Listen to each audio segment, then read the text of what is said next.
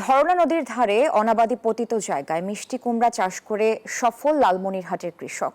পরিবারের চাহিদা মিটিয়ে করছেন বাড়তি আয়। কৃষি বিভাগ বলছে, আগামীতে কৃষকদের মাঝে বিনামূল্যে বীজ সরবরাহ করে বড় পরিসরে চাষাবাদের পরিকল্পনা করছেন তারা। রবিউল হাসানের তথ্যচিত্রে ডেস্ক রিপোর্ট। লালমনিরহাটের পাটগ্রাম উপজেলায় ধরলা নদীর তীরে পরিত্যক্ত ও অনাবাদি জায়গায় মিষ্টি কুমড়ার ক্ষেত। এক একটি গাছে মিষ্টি কুমড়া আসে 5 থেকে 10টি।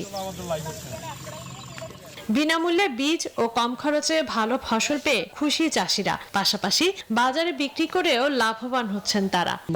বাদের উপরে যে প্যাক মাটি গিলা পড়ছি, এই প্যাক মাটির মাঝে আমরা কুমড়া লাগাছি। সার দিছে, গোবর দিছে, তারপর পানি দৈনিক পানি দিয়েছে, সার পাত দিয়েছে, দিয়ে ফলগুলো হয়েছে।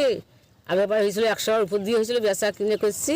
এই জায়গাগুলো তো পড়ে থাকে, এই জায়গাগুলোতে কুমড়া যে হয়েছে এত বড় বড়, মানে আমরা এইখান থেকে কিছু আয় করতে পারবো। সকালবেলা উঠে আসি, আর পরে গাম আছে এটার সাথে।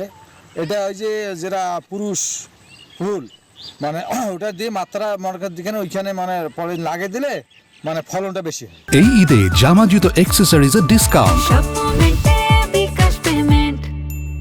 কৃষি বিভাগ বলছে, কৃষকদের উদ্বুদ্ধ করতে বিনামূল্যে বীজ সরবরাহ করছেন তারা। এতে ফলনও ভালো হয়েছে। আমরা পরামর্শ দিয়েছিলাম যে আপনারা এখানে মিষ্টি কুমড়া করেন। এই মিষ্টি কুমড়াগুলো আপনারা দেখতে পাচ্ছেন যে অনেক বড় বড় হয়েছে এবং তারা তাদের পারিবারিক চাহিদা মেটানোর পাশাপাশি অতিরিক্ত যে ফসলগুলো পাবে তারা এটা বাজারে বিক্রি করতে পারবে। ধরলা নদীর তীর ঘেঁষে প্রায় 2 শতাধিক মিষ্টি কুমড়ার চারা রোপণ করেছেন। এখানে আয়নাল হক সহ 5 জন কৃষক যে কাজটি করেছেন। এখানে আমাদের উপসহকারী কৃষি অফিসারগণ তাদেরকে নিয়মিত কারিগরি পরামর্শ প্রদান করে যাচ্ছেন এবং আগামীতে আমাদের আরো বৃহৎ পরিকল্পনা রয়েছে। চলতি বছর জেলায় রবি মৌসুমে 200 হেক্টর জমিতে মিষ্টি কুমড়া চাষের লক্ষ্যমাত্রা নির্ধারণ করা হলেও তা ছাড়িয়ে প্রায় 300 হেক্টর জমিতে কুমড়া চাষ হয়েছে। Desk report, news 24।